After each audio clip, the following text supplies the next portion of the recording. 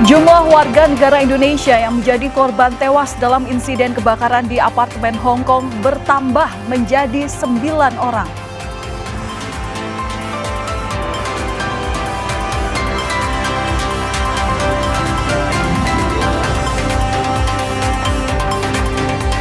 Nasib pembelajaran siswa butuh kepastian pasca sekolah diterjang banjir bandang dan menyisakan lumpur tebal di PD Jaya, Aceh.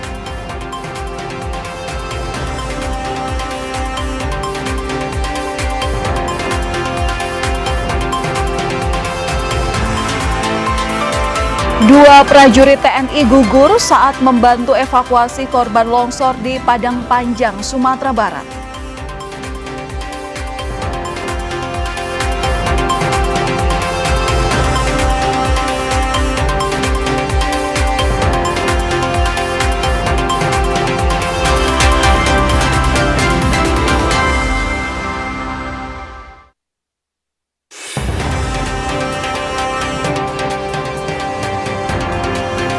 Halo saudara, selamat malam. Apa kabar Anda hari ini? Selain 3 berita utama tadi, kami juga memiliki sejumlah informasi menarik lainnya yang patut Anda simak malam hari ini di Kompas Malam bersama saya Valentina Sitorus. Kita ke informasi pertama, saudara. Basarnas berhasil mengevakuasi. Informasinya akan kami hadirkan saat lagi.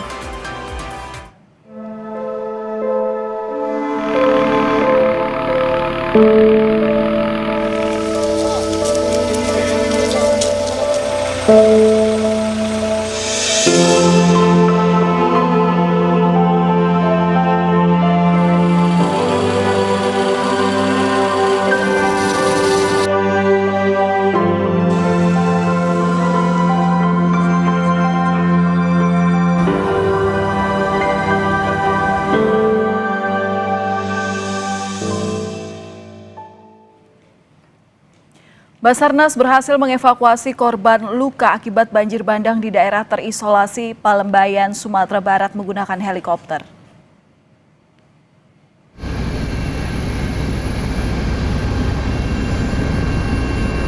Delapan orang korban dibawa ke Rumah Sakit Lubuk Kebasung Agam. Kepala Badan Nasional Pencarian dan Pertolongan Basarnas, Marsikal Madya TNI Muhammad Syafi'i menyebut, selain fokus melakukan pencarian korban hilang, penanganan korban yang mengalami luka akibat kejadian bencana juga menjadi prioritas.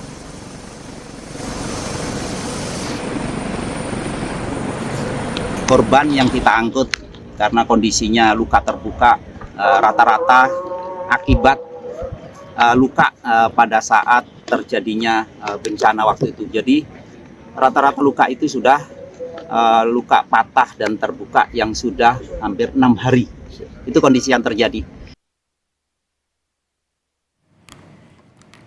Hampir sepekan pasca bencana, warga yang menjadi korban banjir menengok kondisi rumahnya yang kini tertimbun lumpur dan material banjir di Kabupaten PD Jaya, Aceh.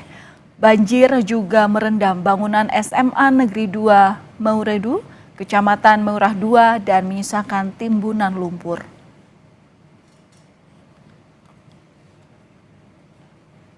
Kami kan nggak tahu lagi mau ngapain, karena ke rumah udah tertimbun pakai tanah gitu kan. Mau dibersihin pun nggak tahu mau bersihin kayak mana kan. Kalau misalnya nggak tahu lah, kami udah berserah diri kayak gini kan. Harta benda semua di dalam, kami cuma lari diri sendiri aja. Saudara, banjir masih merendam wilayah Kabupaten Aceh Barat. Di Kecamatan Woila, ketinggian air bahkan mencapai 2 meter. Banjir juga merendam wilayah lainnya di Aceh Barat. Berdasarkan laporan sementara Pusdalops BPBD Aceh Barat, banjir ini merendam 10 kecamatan. Sejumlah akses jalan terputus. Proses evakuasi korban banjir dilakukan dengan bantuan perahu karet.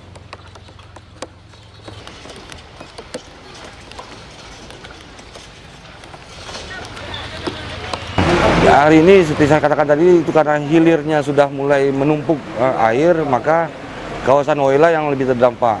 Woila Barat, Woila Timur, dan Woila Induk sudah kami deteksi ada pengungsian yang jumlah pengungsian itu ada tipe pengungsian ada 2, ada yang berkumpul di satu wilayah, ada juga yang memang mengungsi ke wilayah-wilayah yang lebih terfasilitasi lah, seperti bikin rumah keluarga. Kepala BNPB Letjen Suharyanto menyebut saat ini jumlah korban bencana longsor dan banjir di 3 provinsi bertambah. Hingga minggu petang 30 November 2025 total ada 442 orang tewas akibat bencana ini. BNPB menyebut jumlah korban tewas meningkat setelah tim SAR mulai mengevakuasi para korban. Total korban bencana longsor dan banjir di Aceh, Sumatera Utara dan Sumatera Barat mencapai 442 orang, sementara 402 orang hilang.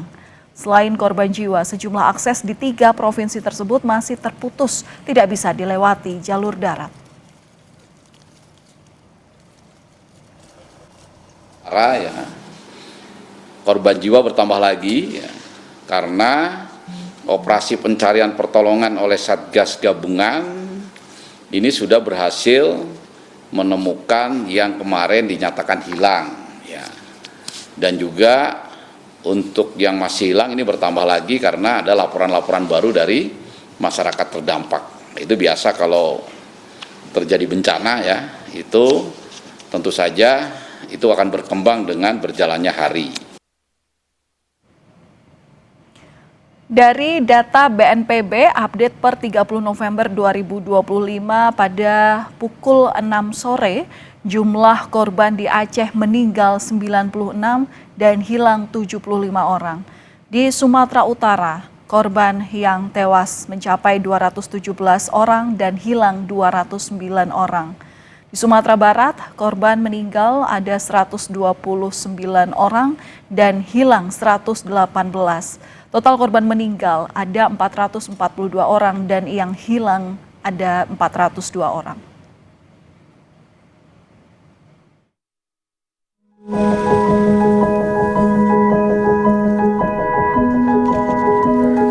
Bencana banjir dan longsor di Sumatera tak hanya jadi duka bersama, tapi juga memupuk kepedulian tanpa batas. Sekelompok pemuda di Kecamatan Pauh tergerak menembus desa terisolir demi memberi bantuan. Melewati perbukitan, para pemuda dengan misi kemanusiaan membawa bantuan makanan hingga obat-obatan yang dibagikan kepada warga di kawasan Batu Basuak, Kecamatan Pauh, Padang, Sumatera Barat. Butuh waktu hampir 1 jam perjalanan tiba di desa tersebut akibat jalur utama terputus pasca banjir dan longsor. Menyumbangkan makanan, pakaian, obat-obatan, dan tugas kami sudah selesai untuk mengantarkannya. Terima kasih banyak. Semoga ini bermanfaat untuk warga-warga kita, dusun-dusun kita yang ditimpa musibah. Semoga yang ditimpa musibah ini diberi ketabahan dan kondisi semakin membaik. Tekad pulih dari musibah juga terpancar dari semangat warga di Tapanuli Utara.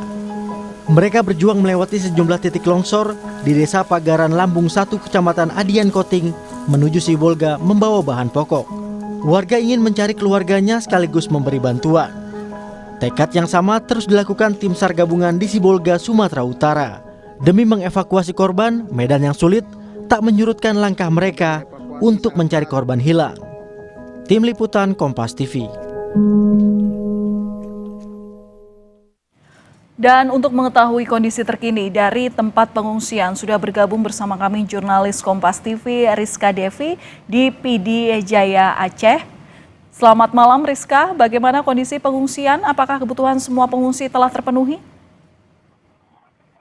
Ya benar sekali saudara, saat ini memang kami berada di PD Jaya. Ini tadi juga mengunjungi salah satu kamp pengungsian yang terletak di Komplek Pemerintahan PD Jaya di Gedung Serbaguna begitu, dan memang hingga saat ini juga banyak warga yang masih bertahan di tempat pengungsian. Memang salah satu alasan terbesarnya karena memang rumah mereka yang belum siap huni begitu. Apakah memang sebagian rumah sudah tergenang lumpur yang sangat tinggi dan juga ada sebagian rumah yang memang sudah hanyut terbawa banjir begitu, sehingga memang warga ini memilih untuk bertahan di tempat pengungsian hingga waktu yang belum dapat ditentukan begitu. Sementara untuk distribusi logistik ini kalau tadi kita lihat dari pantauan kami memang logistik yang ada di tempat pengungsian itu sudah bertahap berdatangan, begitu mulai dari makanan siap saji, kemudian juga dari pakaian, obat-obatan, dan juga untuk fasilitas sanitasi saat ini bisa dibilang masih kurang begitu untuk memenuhi kebutuhan warga yang berada di kamp pengungsian tersebut. Dan juga kalau kami laporkan, ini informasi yang kami peroleh dari Bupati PD Jaya tadi sempat wawancara, itu juga menyebutkan bahwa saat ini ada 49 titik tempat kamp pengungsian yang tersebar di PD Jaya, dan juga saat ini untuk proses distribusi itu masih dalam tahap pemerataan begitu, mengingat memang banyak akses jalan yang juga masih terputus begitu, karena memang untuk jalan lintas Sumatera saat ini masih dalam penanganan, ada jembatan yang masih putus dan juga untuk jembatan alternatif juga belum bisa dilalui begitu, sehingga ada beberapa desa yang masih terisolir begitu. Dan juga untuk desa-desa yang terisolir ini, maka nantinya tahap pendistribusian logistik ini akan melalui jalur udara begitu, nanti akan bersinergi dengan pemerintah maupun dari Polda dan juga TNI AU begitu, sehingga untuk distribusi logistik ini diharapkan dapat maksimal. Sementara juga pada saat kami melakukan wawancara tadi bersama dengan pengungsi juga mengaku bahwa mereka kekurangan stok air bersih, air minum, dan juga untuk pakaian begitu, karena memang bantuan yang diterima ini masih bertahap, sehingga memang ada beberapa pengungsi yang masih menggunakan baju yang sama, mengingat ini sudah 5 hari begitu. Dan juga kalau kita lihat ini memang untuk proses distribusi ini terus dilakukan, mengingat saat ini juga pada saat kami melaporkan di sini juga di sekitaran wilayah PD dan PD Jaya terjadi pemadaman listrik lagi dan juga jaringan terganggu. Demikian. Ya, sampai saat ini memang distribusi bantuan itu terus dilakukan meskipun memang masih ada kekurangan. Kebutuhan paling utama adalah stok air bersih dan juga makanan. Rizka, besok itu adalah jadwal anak-anak bersekolah. Nah, apakah proses belajar mengajar ini akan dimulai besok atau bagaimana mekanismenya? Ya, sementara kami masih memperdalam informasi terkait dengan apakah anak-anak nantinya akan bersekolah, mengingat besok adalah jadwal sekolah, dan juga beberapa anak-anak yang bertahan di pengungsian ini ada yang tadi dari pantauan kami juga sedang melakukan pelajaran mandiri begitu, diajarkan oleh kakak ataupun orang tua yang bertahan di sana, mengingat memang di tempat kamp pengungsian ini didominasi oleh lansia dan juga anak-anak. Kami akan terus update informasi terbaru apakah nanti akan ada penanganan terkait dengan dampak terhadap korban banjir di PD dan PD Jaya. Oke, Rizka, singkat saja. Kalau tadi beberapa bantuan makanan ini sudah terdistribusi meskipun memang masih kurang dan ini pasti akan dilakukan secara bertahap oleh otoritas terkait. Bagaimana dengan pantauan kesehatan mereka? Karena kita tahu bahwa bencana ini sudah beberapa hari dan di lokasi pengungsian dengan kondisi cuaca yang tak pasti juga kondisi tubuh daripada korban pengungsian ini juga menjadi fokus. Bagaimana untuk pemantauan kesehatan di sana? Ya, benar sekali. Memang ini untuk tim medis memang sudah dikirimkan dari Dinas Kesehatan Aceh. Ini ada dari tim IMT yang kemarin memang sudah tiba di PD dan PD Jaya. Namun bisa dikatakan bahwa untuk tim medis saat ini terbilang kurang begitu, mengingat memang warga yang masih bertahan di pengungsian itu cukup banyak, sehingga memang kita akan update apakah nanti akan ada penambahan untuk tim medis, karena untuk kondisi kesehatan, mengingat ini sudah 5 hari warga berada di kamp pengungsian, sehingga mungkin kesehatannya dapat diragukan begitu. Baik, terima kasih atas laporan Anda. Jurnalis Kompas TV Rizka Devi langsung dari PD Jaya, Aceh. Kami masih akan kembali usai jeda dengan informasi mengenai dampak banjir bandang di Kabupaten PD Jaya Aceh yang menyebabkan sejumlah sekolah tertimbun lumpur dan rusak parah.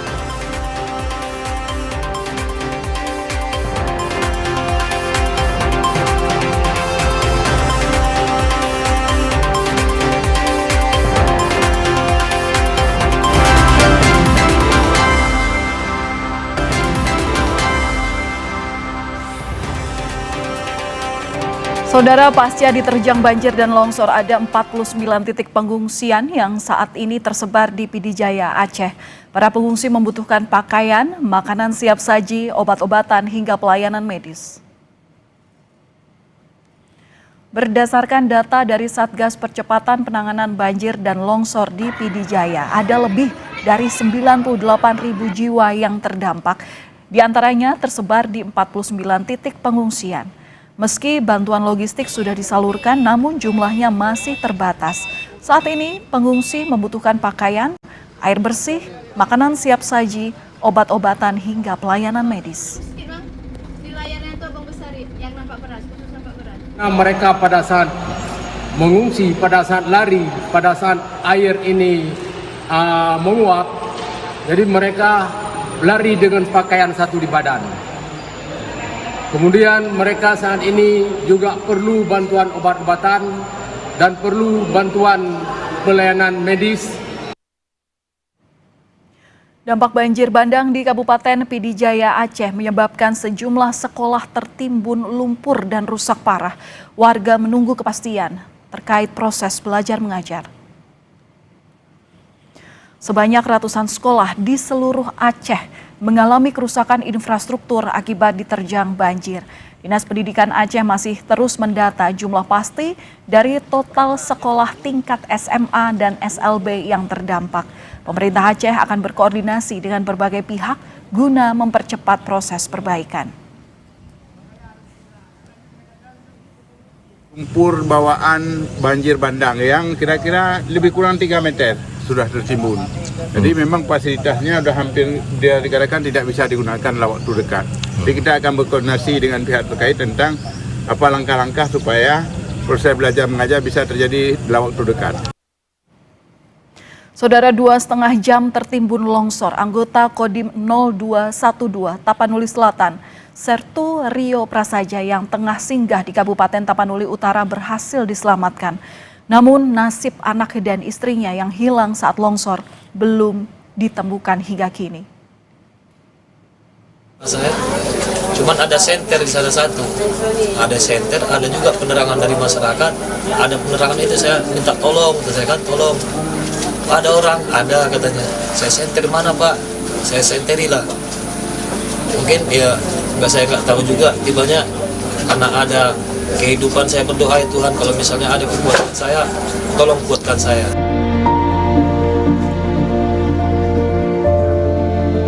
Masih segar dalam ingatannya saat Sertu Rio Prasaja, salah seorang prajurit TNI yang bertugas di Tapanuli Selatan, berjuang selamat dari musibah. Dengan sisa tenaga dan tubuh yang tertimbun longsor, Rio berusaha meminta pertolongan. 2,5 jam bertahan, Sertu Rio berhasil diselamatkan. Saya bangunkan semuanya, saya megang anak. Udah terimpit saya sama dibawa sama tanah. Jadi anak ini terlempar kemana nggak tahu. Udah segini, udah sesak napas saya. Cuman ada senter di sana satu, ada senter, ada juga penerangan dari masyarakat, ada penerangan itu saya minta tolong, saya kan tolong. Namun Rio kehilangan istri dan anaknya yang berusia 1,5 tahun, serta 4 anggota keluarganya yang lain. Rio tak menyangka jika perjalanan untuk mencari makan bersama keluarga di Desa Sibalanga, Tapanuli Utara adalah kebersamaan terakhirnya dengan keluarga.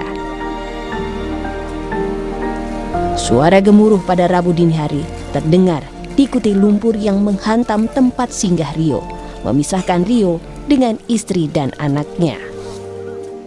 Teriakan lirih dan cahaya senter yang dipegang Rio jadi petunjuk warga menemukan Sertu Rio. Alat yang terbatas membuat evakuasi Rio menggunakan tangan. Coba pakai cangkul berapa kali tapi nggak efektif cangkul ini. Ini cangkul ini melorot dia sekali. Jadi tanya balik lagi kemarin. Tanya berapa orang kau di sini? Kami tanya. Nah, disitulah dia menangis. Anakku, istriku di sini bang. Dia menangis. Kami pun sebagai kawan, sebagai orang tua juga merasakan kepedean dia. Makanya kami nangis juga.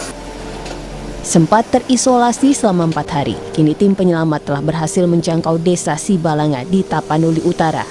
Alat berat dikerahkan untuk mengurai timbunan lumpur mencari korban-korban yang hilang. Roganda Malau, Kompas TV, Tapanuli Utara, Sumatera Utara. Jumlah warga negara Indonesia yang menjadi korban tewas dalam insiden kebakaran di apartemen Hong Kong bertambah menjadi 9 orang.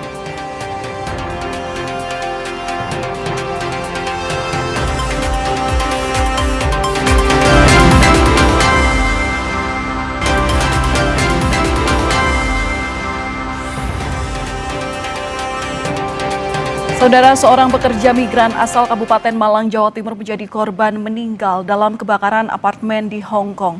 Dalam situasi genting, korban sempat video call kepada pihak keluarga untuk menyampaikan permohonan maaf.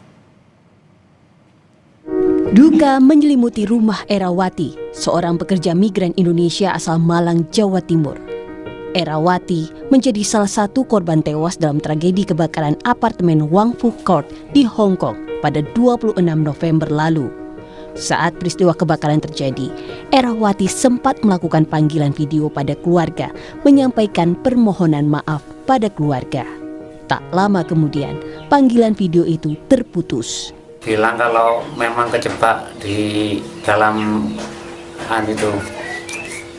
apartemen itu, soalnya kan dari bawah kebakarnya itu, mau keluar udah nggak bisa lagi, apinya terlalu besar, udah minta maaf kalau ada salah gitu, gendong bayinya itu sama nutupi hidungnya itu. Apa yang disampaikan waktu itu kepada pihak keluarga? Ya bilang kalau memang udah nggak kuat, soalnya kan asapnya terlalu tebal. Jumlah warga negara Indonesia yang menjadi korban tewas dalam insiden kebakaran di apartemen Hong Kong bertambah menjadi 9 orang. Pemerintah telah membuka posko darurat di Konsulat Jenderal RI di Hong Kong untuk proses verifikasi pekerja migran Indonesia. Pemerintah Indonesia akan mengawal proses pemulangan jenazah dan WNI yang menjadi korban kebakaran komplek apartemen. KJRI Hong Kong, sebagaimana setelah saya sampaikan tadi, tim family engagement itu tugasnya di situ untuk repatriasi jenazah, menyampaikan penjelasan kepulangan jenazah itu kapan dan detail-detail agar keluarga itu tidak merasa tidak memperoleh informasi, dan itu kan pentingnya dalam kondisi berduka ini keluarga harus terus di-engage, dan disitulah pentingnya tim dari KJRI Hong Kong ini. Terkait tanggal kita akan terus update teman-teman media, tapi untuk saat ini semua proses masih terus berjalan. Kebakaran besar menghanguskan kompleks apartemen Wang Fu Court di distrik Tai Po, Hong Kong. 128 orang tewas dan 200 lainnya hilang. 600 personil tim SAR dikerahkan menyusuri bangunan apartemen untuk mencari korban hilang. Pemerintah Hong Kong menetapkan masa berkabung selama 3 hari. Masyarakat berbondong-bondong meletakkan bunga di taman apartemen Wang Fu sebagai ungkapan duka cita dan penghormatan pada korban kebakaran. Tim Liputan, Kompas TV.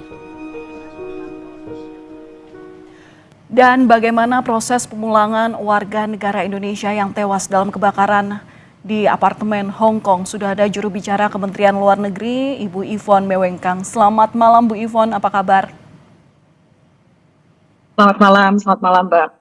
Ya Bu Yvonne, saya ingin konfirmasi terlebih dahulu soal jumlah WNI yang tewas ini, infonya bertambah dari 7 menjadi 9 orang.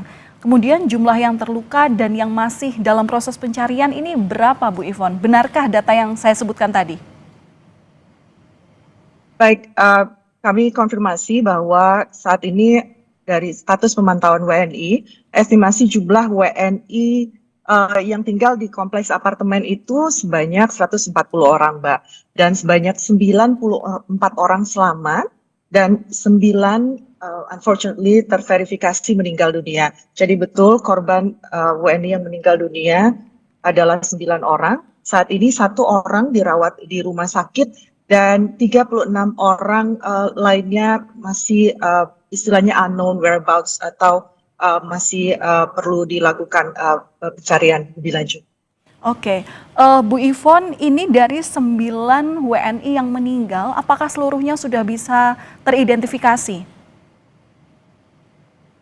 Betul Mbak, dari 9 yang meninggal telah teridentifikasi dan saat ini Kementerian Luar Negeri dalam hal ini KJRI Hong Kong terus melakukan langkah-langkah bersama otoritas Hong Kong untuk membahas proses selanjutnya seperti hak-hak foreign domestic helper termasuk repatriasi jenazah sebagaimana yang disampaikan tadi. Oke, 9 orang sudah teridentifikasi dan artinya tim engagement ini akan terus berkoordinasi dengan pihak keluarga terkait dengan repatriasi. Nah, sejauh ini seperti apa rencana kepulangan dari 9 jenazah itu Bu Yvonne? Ya Mbak, yang dapat kami laporkan, KJRI Hong Kong terus berkoordinasi secara intensif dengan pihak otoritas Hong Kong tentunya dalam hal ini yaitu Labor Department di Hong Kong, dan namun pihak otoritas Hong Kong belum dapat memberikan estimasi waktu terkait pemulangan jenazah, dan tentunya karena proses repatriasi ini melibatkan berbagai instansi yang ada di Hong Kong, dan saat ini sebagaimana kita ketahui kondisi dan situasi juga masih belum mendukung ya Mbak. Tapi dalam hal ini Kementerian Luar Negeri dan KJRI Hong Kong terus berupaya secara aktif untuk proses ini dapat disegerakan, dan yang paling penting tentunya tim family engagement ini untuk terus melakukan koordinasi dan komunikasi secara intensif dengan pihak keluarga korban. Oke, model komunikasi secara intensif dengan pihak keluarga korban itu dari KJRI seperti apa, Bu? Apakah ini juga bebarengan dengan Kementerian Luar Negeri juga yang turut mengawal komunikasi lanjutan? Karena kan pasti dalam proses repatriasi ini butuh koordinasi antara KJRI dan juga Kemlu nanti ketika ketibaannya di Indonesia. Pastinya Mbak, dan bukan hanya soal proses ketibaan, KJRI Hong Kong dari awal telah melakukan komunikasi baik phone call dan juga video call dengan keluarga yang berada di Indonesia, dan dari tim Kemlu sendiri dalam hal ini Direktorat Perlindungan WNI akan juga melakukan koordinasi langsung dengan pihak keluarga korban yang ada di Indonesia. Oke, Ibu, selain dari 9 korban yang meninggal dalam insiden ini, apakah korban yang selamat ini juga ada rencana untuk dipulangkan ke Indonesia? Dan fasilitas dari Kemlu sendiri seperti apa?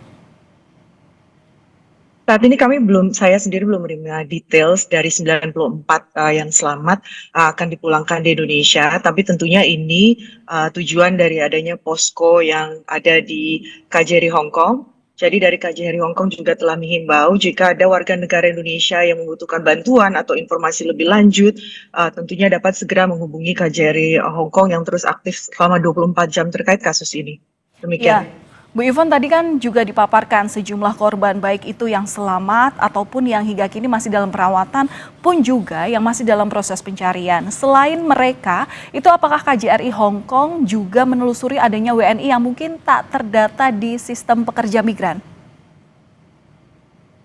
Pastinya Mbak, karena semua ini makanya dari KJRI Hong Kong juga terus melakukan koordinasi erat dengan berbagai simpul-simpul masyarakat atau WNI yang berada di Hong Kong untuk dapat memperoleh apapun itu informasi, pastinya akan sangat berguna untuk dipakai mengidentifikasi WNI yang ada atau terlibat di kawasan tersebut. Oke, Bu, ini untuk korban yang meninggal dan 1 orang yang hingga kini masih dirawat di rumah sakit, itu memang semuanya bekerja di unit apartemen itu atau seperti apa, Bu Yvonne? Betul. Sebagaimana yang saya sampaikan, estimasi jumlah WNI yang tinggal di kompleks apartemen tersebut adalah 140 orang, dan informasi yang kami dapatkan telah teridentifikasi data-datanya 94 selamat, dan yang 9 meninggal dan 1 dirawat itu Mbak. Semuanya berada di kompleks apartemen tersebut. Oke, pekerjaan mereka memang di apartemen itu atau di sekitaran situ, Bu Yvonne? Ya, mayoritas pekerja sektor domestik Mbak. Oke. Ibu, kalau ada keluarga di Indonesia yang ingin bertemu dan juga turut mencari keluarganya yang hingga kini masih belum ketemu ya oleh pihak otoritas terkait di sana, bagaimana caranya, Ibu? Pastinya dapat selalu mengontak Kementerian Luar Negeri dan KJRI Hong Kong ya Mbak. Dan KJRI Hong Kong sebagaimana saya sampaikan tadi terus aktif selama 24 jam untuk berkomunikasi dengan pihak-pihak keluarga WNI yang PMI kita yang teridentifikasi bekerja di sekitar kawasan area tersebut. Jadi jika ada yang ingin menghubungi langsung pastinya dapat menghubungi posko KJRI Hong Kong atau Kementerian Luar Negeri. Semua informasi detail sudah ada Mbak. Iya, Bu Yvonne, adakah pendampingan penanganan trauma WNI yang terdampak kebakaran? Otomatis koordinasi dengan KJRI Hong Kong hingga saat ini seperti apa terkait pendampingan penanganan trauma WNI ini? Disitulah pentingnya posko KJRI Hong Kong yang sebagaimana saya sampaikan tadi ya Mbak. Dan ini pastinya saat ini fokusnya juga memang masih dalam proses pencarian WNI kita yang masih unknown whereabouts. Dan untuk healing traumanya ini juga pasti telah dipikirkan oleh teman-teman kita yang bertugas di sana nanti, dan ini merupakan SOP ya Mbak. Jadi ini sesuatu yang pasti akan dilakukan juga. Baik, terima kasih sudah berbagi informasi bersama kami Kompas Malam Kompas TV. Juru bicara Kementerian Luar Negeri Republik Indonesia, Ibu Yvonne Mewengkang. Salam sehat selalu Ibu, terima kasih. Kami masih akan kembali usai jeda, Saudara, dengan informasi mengenai 2 prajurit TNI Angkatan Darat, Kodam 2 Tuanku Imam Bonjol hilang kontak ditemukan meninggal usai membantu evakuasi korban longsor di Padang Panjang, Sumatera Barat.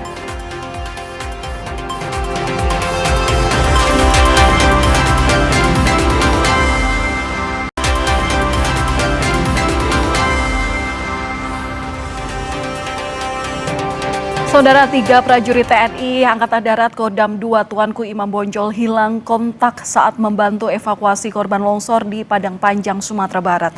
2 personel ditemukan meninggal, sementara 1 lainnya masih dalam pencarian. Bencana mengetuk nurani untuk tergerak, menolong sesama. Seperti tekad 2 prajurit TNI Angkatan Darat Kodam 20 Tuanku Imam Bonjol yang ikut membantu evakuasi korban longsor di Padang, Sumatera Barat. Namun, keduanya ditemukan meninggal di tengah misi kemanusiaan itu. Jenazah Serda Robi dan Prada Zeni Marpaung dievakuasi dari timbunan longsor. Sementara, 1 prajurit lain, Pelda Yudi Gusnadi, belum ditemukan.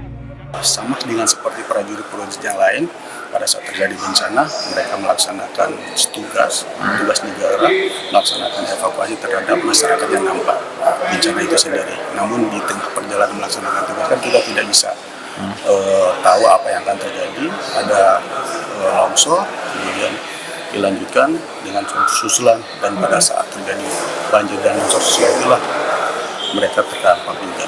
Dan sampai dengan saat ini 1 anggota yang kami cari tersebut masih dalam proses pencarian. Serda Robi, Prada Zeni, dan Pelda Yudi meninggal saat menjalankan tugas kemanusiaan. Kodam 20 Tuanku Imam Bonjol secara prosedural militer akan mengupayakan kenaikan pangkat bagi ketiganya. Rio Johannes, Kompas TV, Padang, Sumatera Barat.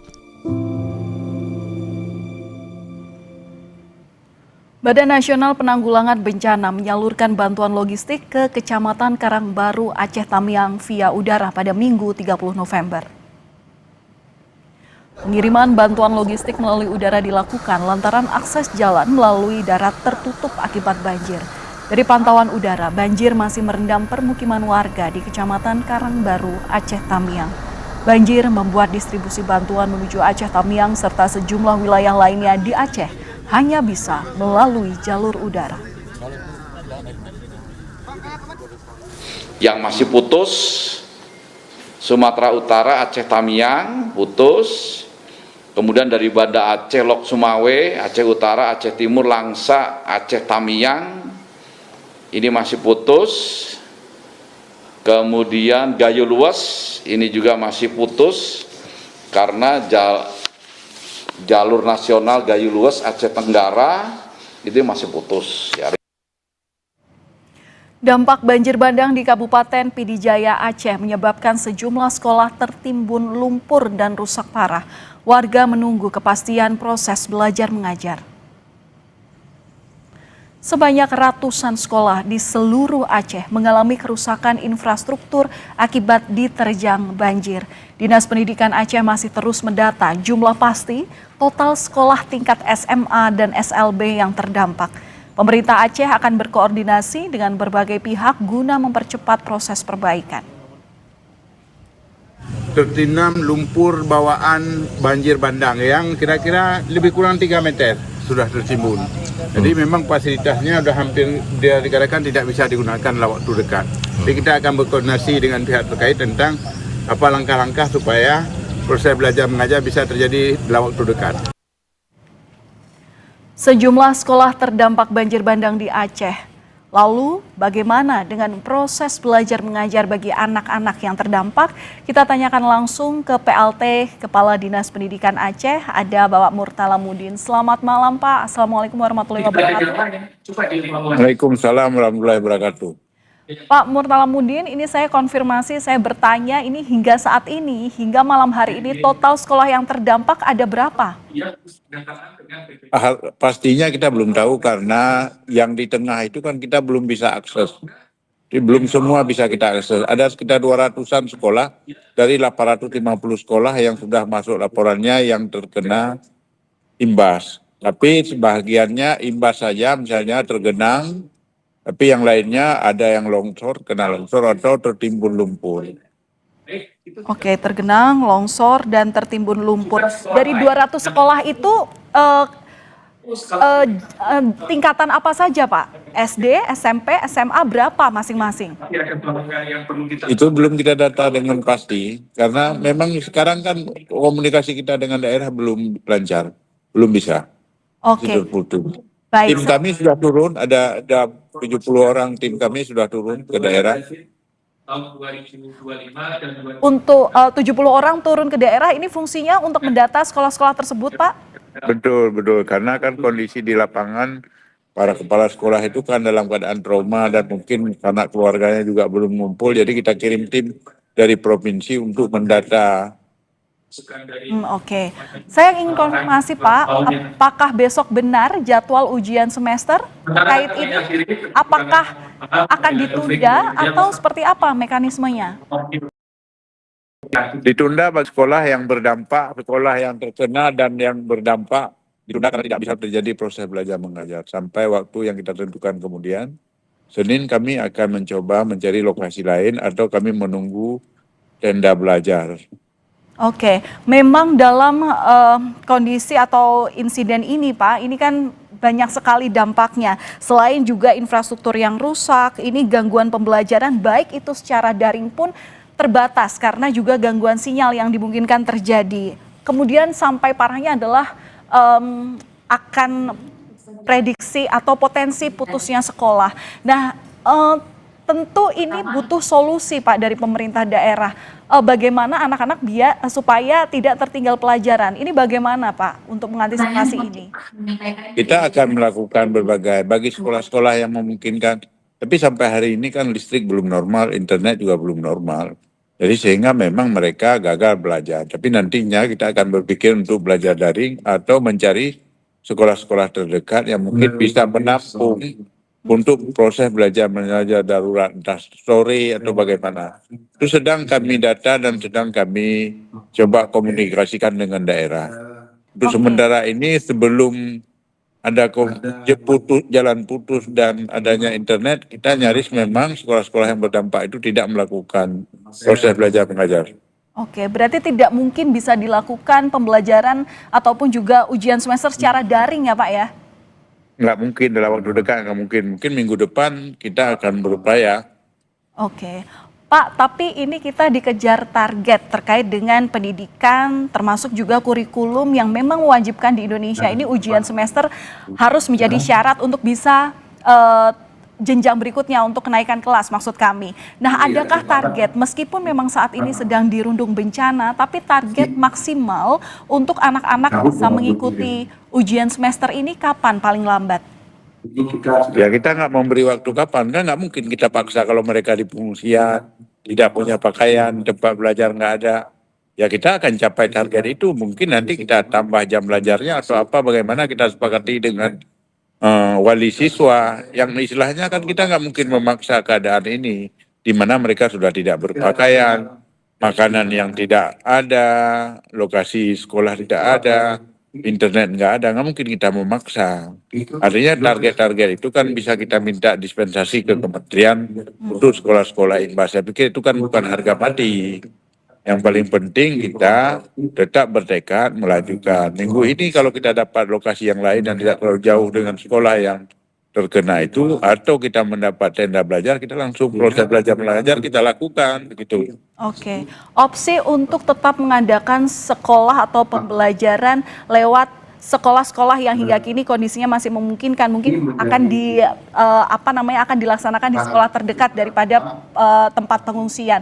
Tapi apakah ada upaya untuk membangun sekolah darurat, Pak? Ada. Memang sudah dikirimkan dari kementerian, sudah dikirim tenda belajar. Minimal kita akan membuat tenda belajar dulu sebelum sekolah darurat. Oke, tenda belajar.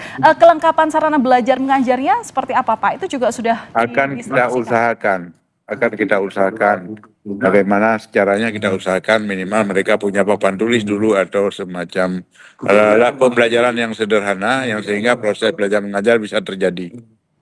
Oke. Nah, hingga kini Pak, koordinasi terkait perbaikan sekolah ini seperti apa, Pak? Sayang sekali, dialog tidak bisa dilanjutkan karena sambungan terputus. Tapi terima kasih sudah memberikan informasi pada kami di Kompas Malam. Setidaknya hingga kini memang untuk ujian semester yang harusnya dilaksanakan pada esok hari belum bisa dilakukan karena terkait kondisi pasca bencana di wilayah PD Jaya Aceh. Terima kasih sebelumnya PLT Kadisdik Aceh Murtalamudin yang sudah bergabung dan memberikan informasi lengkap bersama kami di Kompas Malam. Saudara, usai jeda kami akan kembali dengan informasi mengenai aksi demo pro-Palestina di kota Paris berujung ricuh saat polisi berusaha mengamankan pendemo.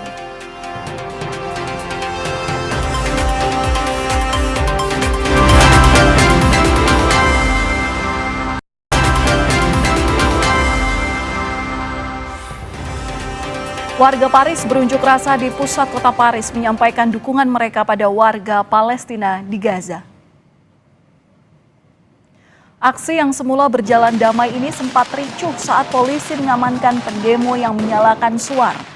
Unjuk rasa besar-besaran ini digelar untuk memperingati Hari Solidaritas Internasional PBB. Massa menyerukan keadilan untuk Palestina serta menuntut akhiri pendudukan Israel di Gaza.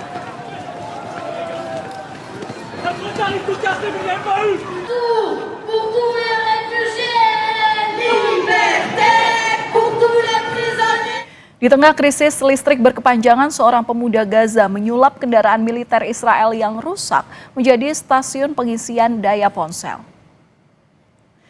Kendaraan militer Israel yang ditinggalkan kini dimanfaatkan warga Gaza sebagai stasiun pengisian daya darurat untuk perangkat elektronik mereka. Ide ini muncul dari seorang pemuda Gaza yang memanfaatkan panel surya yang dipasang di atap tetangganya, lalu disalurkan ke dalam kendaraan ke beberapa stop kontak. Stasiun pengisian daya darurat ini menjadi solusi di tengah krisis listrik di Gaza.